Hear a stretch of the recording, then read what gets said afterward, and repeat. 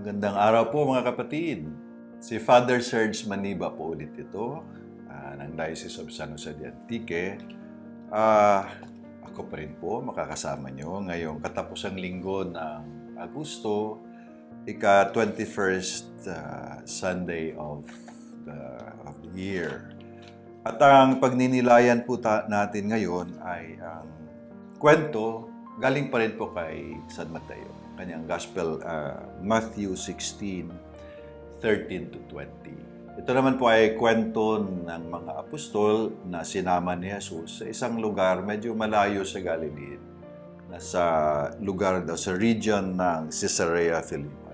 At doon, sa lugar na yon, may tinanong si Jesus na importante po ito para sa kanya at importante sa mga apostol. Ang tanong niya ay, who do people say that I am?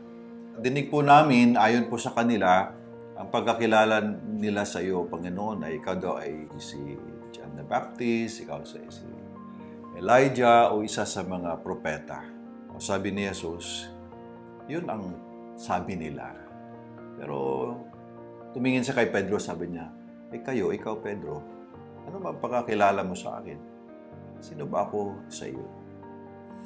Ang sagot ni Pedro ay sabi niya, Lord, you are the Messiah, the Son of the living God. Pero pag susundan po natin yung kaso, may dugtong po yun eh. Una, pinuris ni Jesus si Pedro. Pero sa huli kasi, pagsasabihan din ni Jesus si Pedro kasi, alam mo, kahit na merong binigay ang Diyos na gift of wisdom sa kanya para makilala niya si Jesus as the Messiah, tao pa rin si Pedro. Pagkakanulupan niya si Jesus during the crucifixion. But anyway, siguro ngayong linggo po, ang tanong ni Jesus na, who do you say I am? Ay importante po sa atin na mga Kristiyano sa ating panahon. Kasi ang pananampalataya po natin, binigay din po ng iba yan eh. Magulang natin, teacher, pare, nagsisimba ka, may sinasabi, si Jesus ay ganito. Siya ay ganyan. Pero darating ang panahon, mga kapatid, sasagutin natin personal dapat. Sino ba si Jesus sa atin?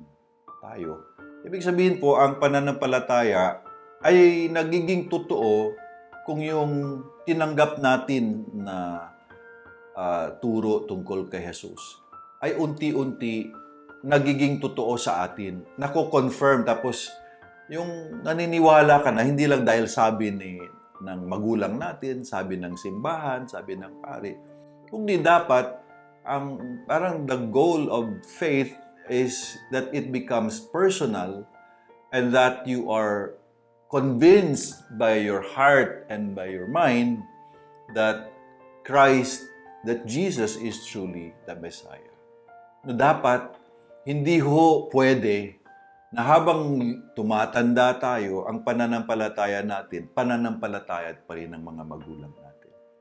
Kaya po iba nagkakaroon ng krisis, yung mga magulang, sabi nila, hindi ko na madala yung anak ko sa simbahan. At sabi daw ng isa kakilala ko, sabi ng mga anak niya, Mami, kayo na lang magsimba. Hayaan ninyo kami. Sawa na kami sa pakikinig doon. So, ibig sabihin, yun ba ay parang alarming? Papalagay ko, ang challenge doon, kasi doon sa mga anak na yun ang sabi, Mami, kayo na lang. Baka yung challenge doon ay kailangan nilang sagutin ng tanong. Yung bang sinabi ng magulang mo na tungkol kay Jesus, totoo ba sa iyo? Pag hindi, palagay ko yun ang nagiging rason kung bakit ayaw nilang pumunta sa simbahan dahil sabi ng mga magulang nila. Ang challenge po doon, ang paanyaya sa atin ay yun. Personally, bawat isa sa atin, we have to answer from our personal experience who Jesus is. At para masagot natin yun, kailangan mong sa buhay natin ng pananampalataya. Kailangan nating mag-struggle through faith. And we do that by, siyempre, kailangan mong alamin kung sino nga si Jesus, tuloy-tuloy sa pamamagitan ng pagbabasa ng kwento niya sa Ebanghelyo and the Gospel. And then, subukan na tingnan, totoo ba sinasabi niya sa buhay ko na totoo, sa mga nangyayari sa buhay ko araw-araw. We struggle in our faith, but hopefully at the end of the day, sana ho, masagot natin si Jesus. Lord, I believe that you are the Messiah, the Son of God, not because my parents said that you are, but because I'm convinced that you really is the Christ. Sa muli po, sana po ngayong linggo, basbasan kayo ng Panginoon kasama ang inyong mga mahal sa buhay ng mas malalim at matatag na pananampalataya. Gusto ko rin po pala magpasalamat sa Family Rosary Crusade sa pag-imbita po nila sa akin bilang makibahagi po sa Gospel Reflection this month of August.